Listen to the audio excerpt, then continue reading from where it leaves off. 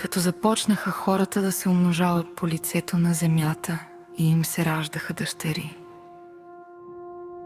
Божиите синове